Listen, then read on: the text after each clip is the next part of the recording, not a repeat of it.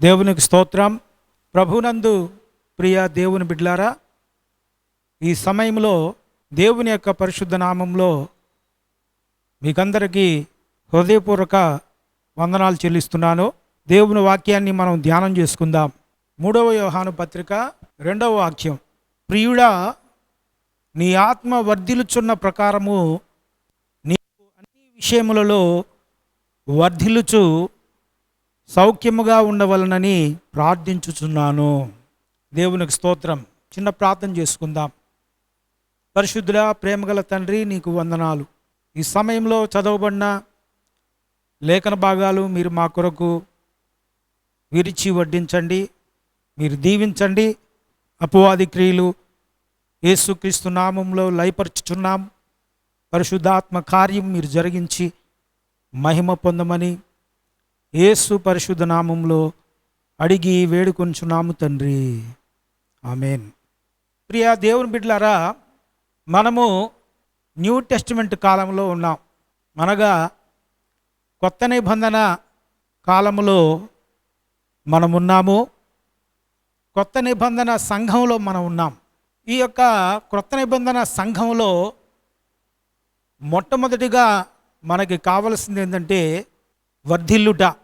ఎలాగూ మనం వర్ధిల్లాలి అని మనం ఆలోచించినప్పుడు కుటుంబం అంతా ఆరోగ్యంగా ఉండాలని, అదేవిధంగా ఆరోగ్యవంతమైన కుటుంబం మాత్రమే కాదు కానీ కుటుంబంలో మంచి ఆర్థిక వనరులు ఉండాలని, గొప్ప విజయాలు కుటుంబంలో ఉన్న ప్రతి ఒక్కరూ పొందుకోవాలని, అనేకమైన ఆశీర్వాదాలు మా కుటుంబాల్లో ఉండాలి అని, ఇదే వర్ధిల్లుట అని చాలామంది అనుకుంటూ ఉంటారు. అయితే వర్ధిల్లే సూచనలుగా ఉన్నప్పటికీ, ఇవి వర్ధిల్లే అనుభవాలుగా ఉన్నప్పటికీ, మన యొక్క జీవితంలో మొట్టమొదటిగా దేని విషయంలో వర్ధిల్లాలి అంటే మన శరీర స్వస్థత విషయంలో మనం వర్ధిల్లాలని ప్రభువాక్యం మనకు తెలియజేస్తూ ఉంది. మరి ఈరోజు స్వస్థత నిశ్చయము అనే అంశం గురించి ప్రభు మనతో మాట్లాడడానికి సిద్ధపడుతూ ఉన్నాడు. మరి శరీర సంబంధమైన స్వస్థత పొందుటకు నెరవేర్చవలసిన నియమాలు ఏంటంటే, ఆ నెరవేర్చవలసిన నియమాల్లో మొట్టమొదటిది ఏదనగా, ఒకని ఎడల ఒకడు అపరాధము చేసినప్పుడు ఆ అపరాధములు ఒకరితో ఒకరు ఒప్పుకోవాలి. దేవుని యొక్క వాక్యం మనకు సెలవిస్తూ ఉంది. ఎవరైనా ఒకని ఎడల ఒకరు పాపము చేసిన ఎడల మరి మీరు ఒకరితో ఒకరు మీ పాపములు ఒప్పుకోండి అని ప్రభువు సెలవిచ్చి ఉన్నాడు. అప్పుడు మీరు క్షమించబడతారని ప్రభువు మాట్లాడుతున్నాడు. మరి ఈ విధంగా ఒకరితో ఒకరు సమాధాన పడవలను అని మరి ప్రభువు సెలవిస్తున్నాడు. అసూయ, ద్వేషము మరియు కోపము అనేకమైన రోగాలకు కారణమని వైద్యశాస్త్రం మరి ఒప్పుకుంటుంది. దేవుని వాక్యం ఏం చెప్తుందంటే, సాత్వికమైన నాలుక జీవము అని దేవుని వాక్యం మనకి సెలవిస్తూ ఉంది. మత్సరము ఎముకలకు కుళ్ళు లేక ఎముకలను ఎండిపోజేయును అని సామెతల గ్రంథంలో జ్ఞాని అయిన సొలొమోను వ్రాసి ఉన్నాడు. సామెతలు 14వ అధ్యాయము 30వ వాక్యంలో మనం చూస్తాం. మరి చేదైన వేరు ఏదైనా మొలచి మిమ్మును కలవరపరుచునేమో అని మీ విషయమై మీరు జాగ్రత్తగా చూచుకోండి, మీ విషయమై మీరు జాగ్రత్తగా విచారించుకోండి అని పౌలు గారు హెబ్రీ పత్రికలో సెలవిస్తున్నాడు. ప్రియా దేవుని బిడ్డలారా, ఈరోజు ప్రభు అడుగుతున్నాడు, నీవు ఎవరితో అయినా విరోధంగా ఉన్నావా? విరోధంగా ఉన్న ఎడల వెంటనే సమాధాన పడమని దేవుని యొక్క వాక్యం మనకు తెలియజేస్తూ ఉంది. మరి ప్రభు అయిన యేసుక్రీస్తు ఆయన తెలియజేసిన మాట ఏంటంటే, చేదైన వేరు ఏదైనా హృదయంలో ములిచినట్లయితే అది వెంటనే పెరికి వేసుకోండి అని ప్రభు సెలవిచ్చున్నాడు. దేవునికి స్తోత్రం కలుగునుగాక. కాబట్టి నీవే చొరవ తీసుకోవాలి, నీవే ఆతురంగా ఉండాలి, సమాధాన పడడానికి సిద్ధపడి ఉండాలి. అందుకే పౌలు గారు ఎఫెసీ సంఘంతో చెప్పిన మాట ఏంటంటే, సమాధాన సువార్త వలనైన సిద్ధ మనసును జోడు తొడుక్కునుడి అన్నాడు. కాబట్టి మీరు ఒకరితో ఒకరు సమాధానంగా ఉండండి అని యేసయ్య సెలవిచ్చి ఉన్నాడు. ప్రియా దేవుని బిడ్డలారా, ఎంతమంది ఒకరితో ఒకరు సమాధానంగా ఉంటున్నారు, లేక ఇతరులపై పగబెట్టుకొని జీవిస్తున్నారు? చాలామందిని ప్రశ్నించినప్పుడు వారి హృదయాల నుంచి వచ్చేది ఏంటంటే సమాధానం రావట్లేదు, కానీ పగ, ద్వేషం, ప్రతీకారేచ్ఛలు అవి హృదయంలో నుంచి బయటకు వస్తున్నట్టుగా ప్రభు అయిన యేసుక్రీస్తు వారు సెలవిస్తున్నారు.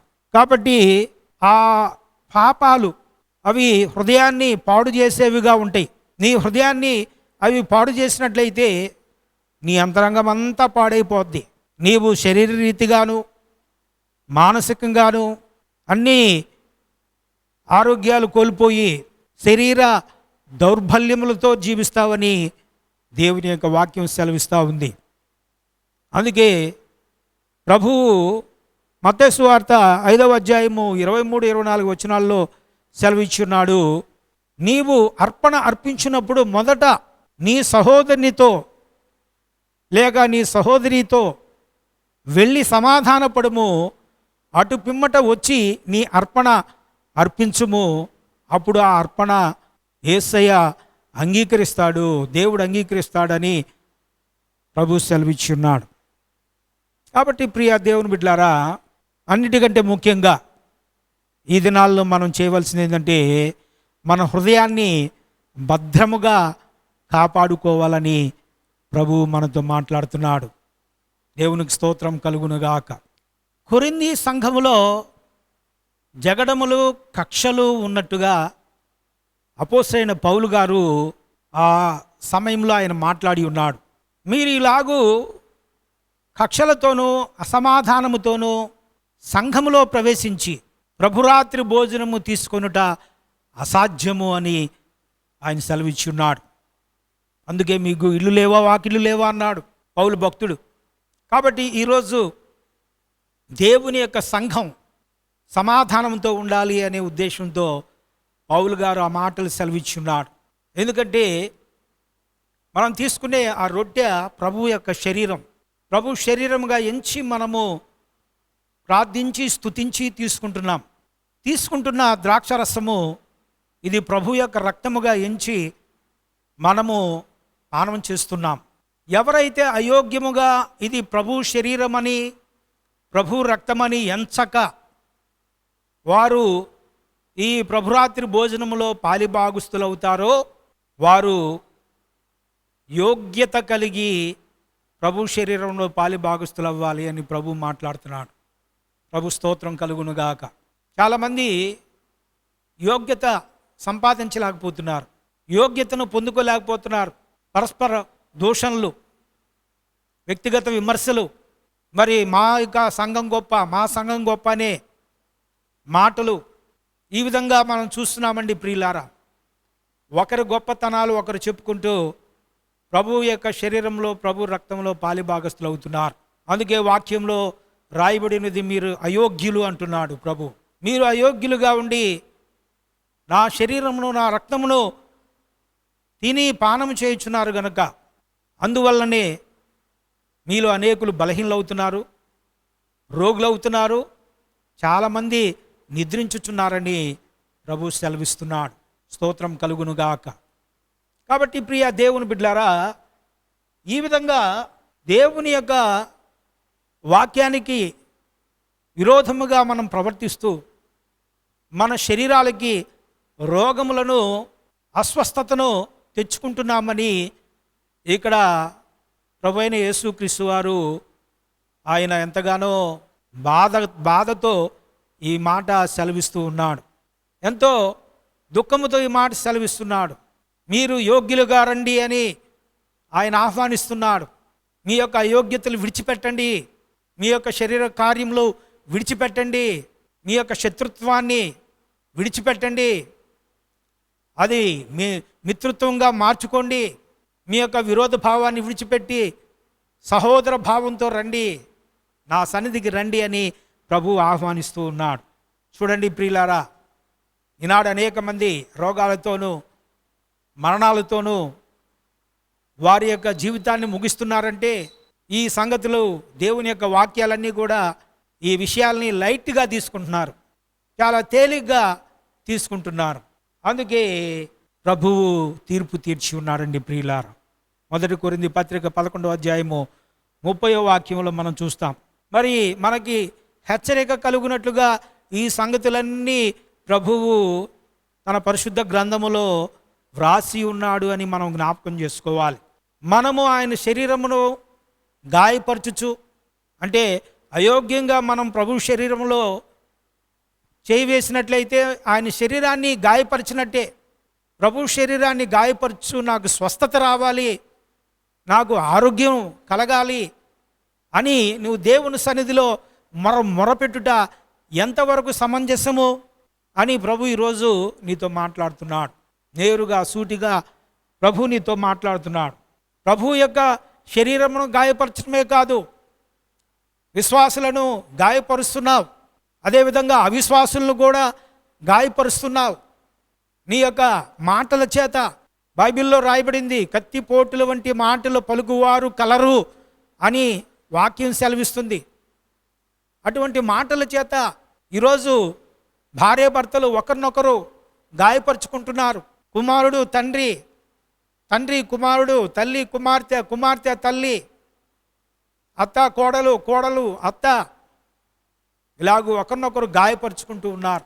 ఈ సమయంలో దేవుడు మాట్లాడుతున్నాడండి, సమాధాన పడండి అని ప్రభు మాట్లాడుతున్నాడు. ప్రభు స్తోత్రం కలుగునుగాక.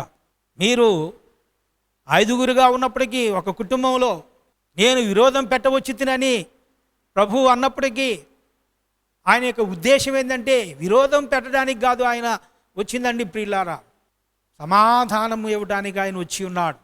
శక్యమైన ఎడల మనుషులందరితో సమాధానంగా ఉండుడి అని ప్రభు మరొక చోట ఆయన వ్రాయించి ఉన్నాడు. ఈరోజు ఈ విషయాలు మనం జ్ఞాపకం చేసుకొని దేవుని యొక్క వాక్యము రెండంచులు గల ఆత్మ ఖడ్గము వంటిది అని ఎఫెసీ పత్రికలో పౌలు గారు సెలవిచ్చినట్టుగా, ప్రియా దేవుని బిడ్డలారా, ఈ యొక్క వాక్యం అనే ఆత్మ ఖడ్గానికి రెండు వైపులా పదునుంది. ఒకవైపు విరోధ భావం పెట్టవచ్చి తిని అంటున్నాడు, మరొక వైపు సమాధాన పడండి అని ప్రభు సెలవిస్తున్నాడు. ఒకవేళ శరీరరీతిగా మనం ఉంటాము కాబట్టి ఈ విరోధ భావాలు, అసమాధానము మన మీద ఏలుబడి చేస్తూనే ఉంటుంది. ఈ లోకంలో ఎవరు పరిశుద్ధులు లేరు, పవిత్రులు ఎవరు లేరు, ఏ భేదము లేదు, అందరూ పాపం చేసి దేవుడు అనుగ్రహించు మహిమను పొందలేకపోవచ్చున్నారని ప్రభు సెలవిచ్చున్నాడు. అట్ ది సేమ్ టైం దేవుని యొక్క సన్నిధిలోకి వచ్చి ఒకరి పట్ల ఒకరు విరోధ భావం ఉంటే క్షమించుకొని సమాధానపడి ప్రభువుకి బలి అర్పణ చేయండి అని, ప్రభు శరీరం ప్రభు రక్తము తీసుకోండి, అలా తీసుకున్నట్లయితే మీరు యోగ్యులుగా ఉంటారు. మీరు యోగ్యులుగా ఉంటే మీ శరీరం ఆరోగ్యంగా ఉంటుంది. మీ శరీరం ఆరోగ్యంగా ఉంటే నీ మనస్సు సంతోషిస్తుంది. విశ్వాసులతో కానీ అవిశ్వాసులతో కానీ పొరపచ్చాలు ఉన్నప్పుడు, అసమాధానం ఉన్నప్పుడు సమాధాన పడటం మనం అలవర్చుకోవాలి. వ్యవహారాలు ఏమైనా ఉంటే వాటిని చక్కబరుచుకోవాలని దేవుని యొక్క వాక్యం మనకు తెలియజేస్తూ ఉంది. ఈ విధంగా నేరారోపణ లేని మనస్సాక్షిని మనము సంపాదించుకోవాలి. నేరారోపణ లేని మనస్సాక్షికి మించిన ఔషధం లేదని మనం జ్ఞాపకం చేసుకోవాలి. ప్రభు స్తోత్రం కలుగునుగాక. మరి మృదువైన లేక సామరస్యమైన సంబంధ బాంధవ్యాలు మనము కలిగి ఉండాలి అని దేవుని వాక్యం సెలవిస్తుంది. మృదువైన సామరస్యము గల సంబంధము మనలను ఉల్లాసభరితులుగా చేస్తుందని దేవుని వాక్యం మనకు తెలియజేస్తూ ఉంది. ఉల్లాసము మరియు ఆరోగ్యం, ఈ రెండు ఒకదానికొకటి పరస్పర సంబంధాలు కలిగి ఉంటాయని, ఇవి ఒకదానికొకటి పరస్పర బంధంగా ఉంటుందని మనము జ్ఞాపకం చేసుకోవాలి. నీవు మనస్సు నొప్పించిన వానిని నీ వ్యక్తిగతంగా ఒకవేళ నువ్వు కలుసుకోలేని స్థితిలో ఉన్నప్పుడు, మరి ఆనాటి దినాల్లో అయితే ఒక జాబు, ఒక ఉత్తరం రాసేవాళ్ళు. ఆ ఉత్తరంలో నేను నిన్ను ఒకానొక సమయంలో బాధపరిచాను, గాయపరిచాను, నన్ను క్షమించు అని రాసేవాళ్ళు. అలాగూ మరి ఉత్తర ప్రత్యుత్తరాల ద్వారా ఒకరినొకరు సమాధాన పడేవాళ్ళు. ఇప్పుడైతే దేవుడు తన యొక్క మహాకృపను బట్టి మరి మెసేజ్ల ద్వారా, వాట్సాప్ల ద్వారా మరి ఈ విధంగా క్షమాపణ వేడుకోవాలని దేవుడు మాట్లాడుతున్నాడు. వెంటనే ఆలస్యం చేయకూడదు, వెంటనే ఈ పని చేసి ప్రభువును సంతోషపరచవలసిందిగా ప్రభువు మాట్లాడుతున్నాడు. దేవునికి స్తోత్రం కలుగునుగాక.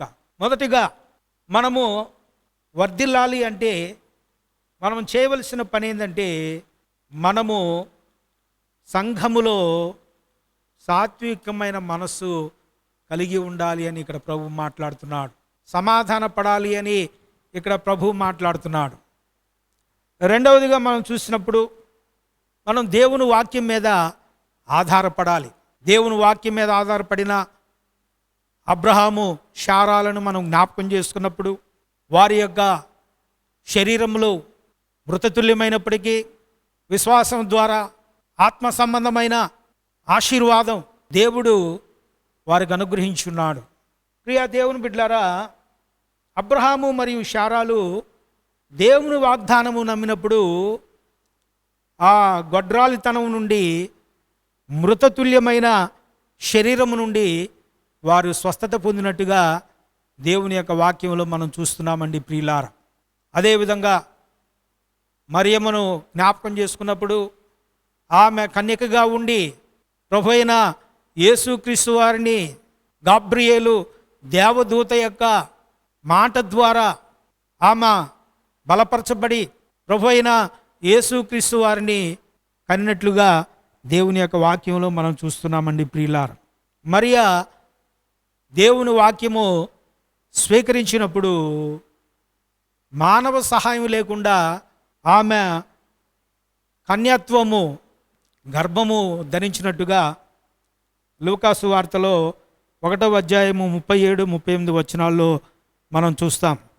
మనము విశ్వసించినచో ఈ దినాల్లో కూడా దేవుని యొక్క వాక్యము వైద్యశాస్త్రమునకు అతీతముగా అనేకమైన అద్భుతాలు చేయగలదు. అటువంటి అద్భుతాలు చేయుటకు దైవశక్తి కలిగి ఉన్నది అని మనము నమ్మాలి. మరి ఇశ్రాయేలీలు అనుభవించిన స్వస్థతల గురించి విన్నప్పుడు ఆయన తన వాక్కును పంపించి వారిని బాగు చేసెను అని లేఖనాల్లో సెలవిచ్చిన రీతిగా కీర్తన గ్రంథం 107వ అధ్యాయం 20వ వచనంలో మనం చూస్తామండి. వారికి అనేకమైన రోగాలు వచ్చినప్పుడు అరణ్యములో దాదాపు 40 సంవత్సరాల పాటు వారి చెప్పులు వారు తెక్కకుండా, వాళ్ళకి కాళ్ళ వాపు రాకుండా, వారి బట్టలు పాతగలకుండా, పగటి వేళ ఎండ తగులుతుందని మేఘస్తంభమును, రాత్రివేళ వెన్నెల దెబ్బ తగిలిద్దని అగ్నిస్తంభమును ఉంచి వారిని సంరక్షించినట్టుగా దేవుని యొక్క వాక్యం మనకు తెలియజేస్తూ ఉంది. ఆ విధంగా వారిని స్వస్థపరిచాడు.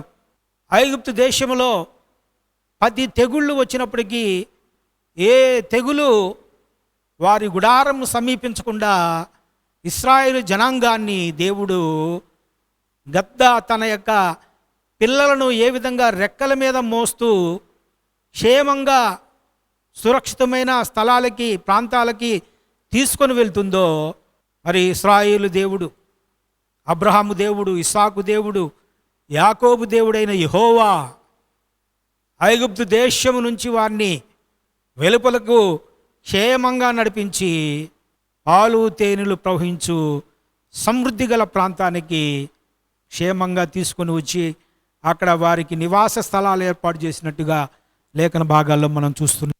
కాబట్టి ఆయన స్వస్థపరిచే దేవుడు, ఆయన స్వస్థత నిశ్చయముగా ఇచ్చే దేవుడని మనము గ్రహించాలి. దేవునికి స్తోత్రం కలుగునుగాక. మరి ఆ విధంగా దేవుని యొక్క వాక్యములో మత్తయి సువార్త 8వ అధ్యాయం 17వ వాక్యము, క్రీస్తు తన మాట వలన ప్రజలను బాగు చేసెను అని వ్రాయబడి ఉన్నదండి ప్రియులారా. అనేక మంది దయ్యములు పట్టినటువంటి వారు, చాంద్ర రోగులు, పక్షవాయువు కలిగినటువంటి వారు, గుడ్డివారు, కుంటివారు, మూగవారు అనేకులు ఆయన దగ్గరకు వచ్చినప్పుడు వారిని ముట్టి తన యొక్క శక్తి చేత వారిని స్వస్థపరిచినట్టుగా లేఖన భాగాల్లో మనం చూస్తున్నాం. దేవునికి స్తోత్రం కలుగునుగాక. ఒక శతాధిపతి యేసు ప్రభు దగ్గరకు వస్తాడు. మత్తయి సువార్త 8వ అధ్యాయము 8 నుండి 10 వచనాల వరకు మనం జ్ఞాపకం చేసుకున్నప్పుడు, యేసు, నా యొక్క దాసుడు పక్షవాయువుతో బాధపడుతున్నాడు, నీవు నా ఇంటికి వచ్చుటకు నేను పాత్రుడు కాదు, నీవు మాట మాత్రం సెలవిమ్ము చాలు, నా దాసుడు స్వస్థత నొందుతాడు అని ప్రాధేయపడినప్పుడు, నేను వచ్చి బాగు చేస్తాను అని యేసుప్రభు అన్నప్పుడు, నీవు నా ఇంటికి వచ్చుటకు నేను పాత్రుడిని కాదు, నువ్వు మాట మాత్రం సెలవిస్తే చాలు, నా దాసుడు స్వస్థత నొందుతాడు. ఎందుకంటే నేను కూడా అధికారమునకు లోబడిన వాడును, నా దగ్గర అనేక మంది దాసులు ఉన్నారు. ఒక దాసుడు రమ్మంటే వచ్చును, అటు పొమ్మంటే పోవును, కానీ నీవు నా ఇంటికి వచ్చుటకు నేను పాత్రుణ్ణి కాదు అని ఎంతో వినమ్రతతో విధేయతతో తగ్గించుకొని అడిగినప్పుడు యేసు ప్రభు తన శిష్యులు చూస్తున్నాడు, ఇశ్రాయేలీయులలో ఇంత గొప్ప విశ్వాసం గలవాన్ని నేను ఎన్నడూ చూచి ఉండలేదని చెప్పి, నీవు కోరినట్టే జరుగునుగాక అని ప్రభు సెలవిచ్చినప్పుడు వెంటనే ఆ శతాధిపతి యొక్క దాసుడు పక్షవాతము నుండి విడుదల పొంది ఉన్నాడు. దేవునికి స్తోత్రం కలుగునుగాక. మరి విధంగా యేసు ప్రభు వారు మరి శరీర స్వస్థతలు చేసి ఉన్నాడు. అదేవిధంగా మార్కు సువార్త 5వ అధ్యాయంలో ఒక వ్యక్తి దయ్యములతో పీడించబడుతున్నప్పుడు యేసు ప్రభు ఆ స్థలానికి వచ్చినప్పుడు అతడు యేసు ప్రభు సన్నిధిలో మోకరించి సాగిలపడి, యేసు, మమ్ములను బాధపరచవద్దు అని పెద్దగా కేకలు వేసినట్టుగా మనం చూస్తున్నాం. ఆ సమయంలో ప్రభు అడుగుతాడు, నీ పేరేంటి అన్నప్పుడు, నా పేరు సేన, ఏలైనగా మేము అనేకులము. సేన అంటే బైబిల్లో సంఖ్యను బట్టి 6,000 మంది. మరి ఎంతమంది ఉన్నారో మనకు తెలియదు.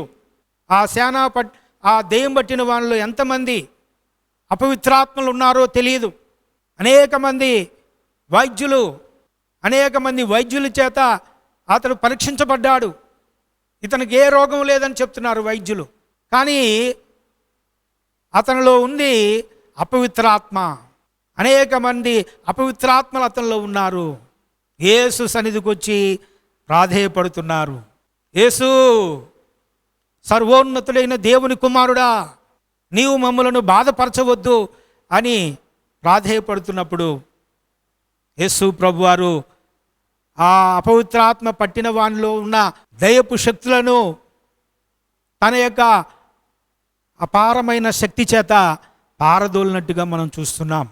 అవన్నీ ఆ అపవిత్రాత్మలో ఆ సేన అనే దెయ్యం పట్టిన వానిలో నుంచి వెళ్ళి పందుల మందులో చొరబడినట్టుగా అవి వడివడిగా వెళ్ళి సముద్ర ప్రపాతంలో పడి చనిపోయినట్టుగా మనం చూస్తున్నామండి ప్రియులారా. పందులు మేపేవారు, వీడు మాంత్రికుడు, ఓ మాంత్రికుడా, ఇక నుంచి నువ్వు వెళ్ళిపో అని యేసు ప్రభు అన్నట్టుగా మనం చూస్తున్నాం. చూడండి ప్రియ దేవుని బిడ్డలారా, అయితే ఈ అపవిత్రాత్మలు పట్టిన వ్యక్తి ఇప్పుడు స్వస్థచిత్తుడై కూర్చున్నాడు. యేసు పాదముల దగ్గర ఉన్నాడు, మంచి వస్త్రాలు ధరించుకొని కూర్చొని ఉన్నాడు. ఈ అపవిత్రాత్మలతో ఉన్నప్పుడు తను తాను గాయపరుచుకునేవాడు. సంకెళ్లతో అతను బంధించినప్పుడు అతడు ఆ సంఖ్యలను తుత్తునీలుగా చేసేవాడు, ముక్కలు ముక్కలుగా విరిచివేసేవాడు. అనేక మంది అతన్ని సాధు చేయడానికి ప్రయత్నం చేశారు, కానీ ఎవరి వల్ల కాలేదండి ప్రియులారా. కానీ శరీర స్వస్థత, అదేవిధంగా ఆత్మీయ స్వస్థతను అనుగ్రహించే ప్రభువు ఆ అపవిత్రాత్మలో పట్టిన వ్యక్తిని స్వస్థపరిచి పరిశుద్ధాత్మతో నింపినట్టుగా లేఖన భాగాల్లో మనం చూస్తున్నాం.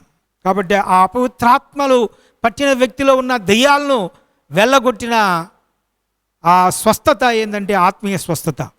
కాబట్టి యేసు ప్రభువారు శరీర స్వస్థతను జరిగించేవాడు, ఆత్మీయ స్వస్థతను జరిగించేవాడు అని మనము ఈ లేఖనాన్ని బట్టి మనం జ్ఞాపకం చేసుకోవచ్చు. యేసుక్రీస్తు మాటలో శక్తి ఉన్నదండి ప్రియులారా. యేసుక్రీస్తు యొక్క మాటలో అధికారం ఉన్నది. యేసుక్రీస్తు మాటలో దేవుని యొక్క వాక్కు ఉన్నది. ఆ వాక్కు చేత రోగులెల్లరూ స్వస్థపడ్డారు. దేవునికి స్తోత్రం కలుగునుగాక. ఈరోజు శరీర రోగమైనా, అది ఆత్మ సంబంధమైన వ్యాధి అయినా, మరెట్టి వ్యాధి అయినప్పటికీ యేసుక్రీస్తు ప్రభువారు స్వస్థపరచుటకు శక్తి గలవాడు అని మనము విశ్వసించిన ఎడల మనము తప్పనిసరిగా స్వస్థత పొందగలమని ప్రభు నామంలో నేను తెలియజేయుచున్నానండి ప్రియులారా. కాబట్టి ఇక దేవుని యొక్క వాక్యము చెప్తూ ఉన్నది, క్రీస్తు బోధించుచూ ఉండగా స్వస్థత వెడలి ఉన్నట్టుగా లూకాసు వార్త 5వ అధ్యాయము 17వ వచనంలో మనం చూస్తున్నాం.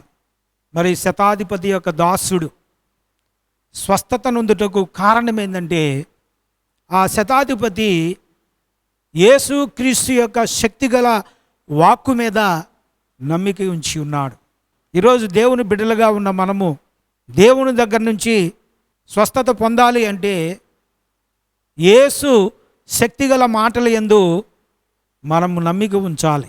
కొన్ని సందర్భాల్లో చాలామంది అనేక సార్లు ప్రార్థించినప్పటికీ చాలామందికి స్వస్థత జరగకపోవచ్చండి ప్రియులారా. వ్యాధి తీవ్రత ఎక్కువైంది. ఆ సమయంలో కనీసం బైబిల్ వాక్యాన్ని చదవడానికి కూడా వీల్లేని పరిస్థితులు ఏర్పడి ఉన్నవి.